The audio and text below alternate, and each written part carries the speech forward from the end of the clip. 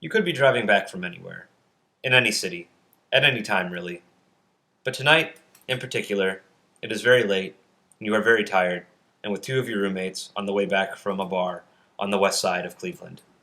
Gaze up at the skyscrapers, the Justice Building in particular, and wonder at the phenomenological properties of double height volumes. Lose all sense of time, place, direction from the back seat. While passing through an intersection adjacent to Breuer's Ameritrust Tower, Jeremy catches sight of an anomaly, a projectile, a surface-to-surface missile bearing directly at you. He says, "Whoa, whoa, whoa," as if a vase is about to tip over. Look to the right as the inside of the car fills with taxicab headlights. Become gripped with fear. Scream like you are 6 years old and on a roller coaster with a loop.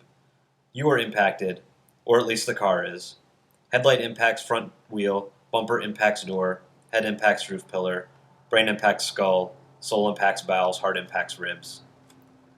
See that the taxi driver is on his phone. Think, so this is the man who almost killed me.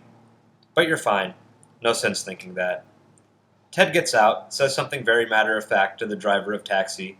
"You just hit my car." Jeremy asks, "Is everyone okay?" You have stopped screaming. In fact, it is hard to remember anything other than smothering silence. The cab backs up. Someone in your car, probably Jeremy, yells, "Wait, wait!" Orders you to take pictures of the scene while the wounds are still fresh. Frenzied, adrenalized, you grab your digital camera, sprint into the intersection. Take pictures of the damage and the relation of the car to the intersection and the rest of the world. Try to capture the dilapidated and abandoned Ameritrust Tower in the background. Find yourself on the curb. Watch as the car tries to limp to the side of the road. It is not cooperating. Ted gives up, abandons the car in the intersection. Take more pictures. Enjoy, briefly, the juxtaposition of abandoned car and abandoned skyscraper. Everyone convenes curbside. You call the police 911. What's the emergency? Stumble for the words. Well, there's a car wreck. And where's the location of this emergency? Well, it's not much of an emergency. Everyone's okay. Sir, where is your location? Oh, East 9th and Prospect. Despite your repeated affirmations of everyone's good health, an ambulance arrives almost immediately. A few minutes later, so does a fire truck. The entire intersection is obstructed with civil service. In a combination of chilly air and shock, you begin to shake uncontrollably. Taking pictures becomes more difficult. The LED monitor gyrates before your eyes.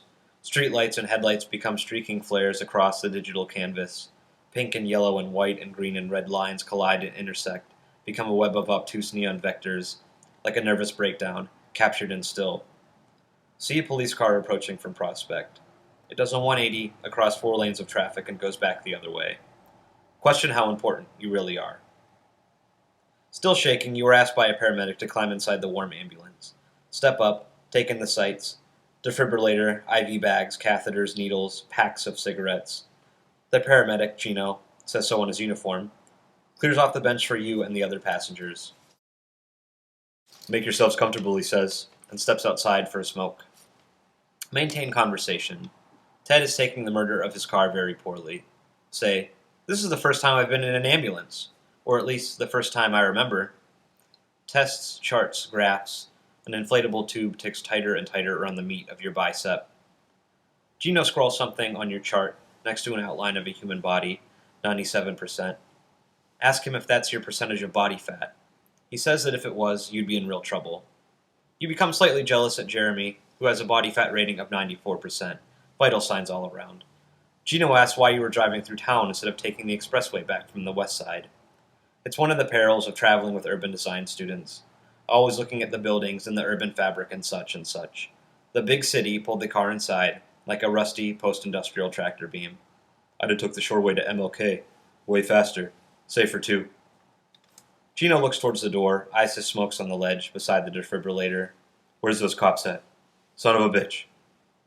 Accident reports being filed. More civil service is necessary. Seems like there always needs to be more civil service. Bide the next 20 or 20,000 minutes waiting for the police to show up. Gino realizes at first, "Vibo on the scene," says this into a walkie-talkie. Everyone steps back onto the sidewalk to meet the patrolman.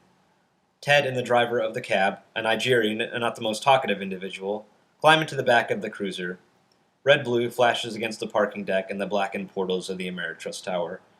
Gino bids goodbye and pulls away. He has work elsewhere.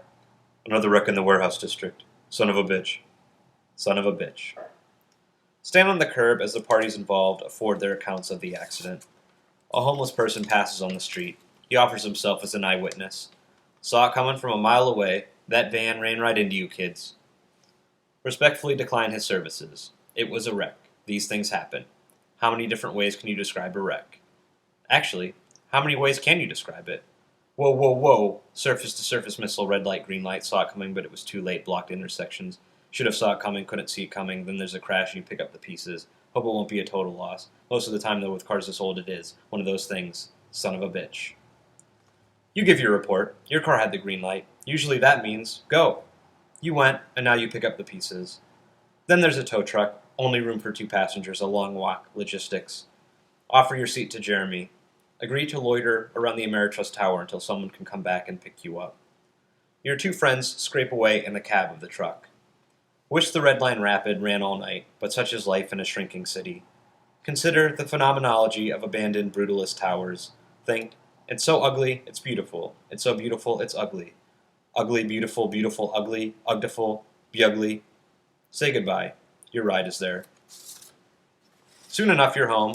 Fire up your computer. Might as well check the social networking site. Trisha blank is no longer in a relationship with you. Shut down. Climb into bed. Slowly nod off. Dream about the phenomenological properties of total loss. A whole series of images you should have seen coming.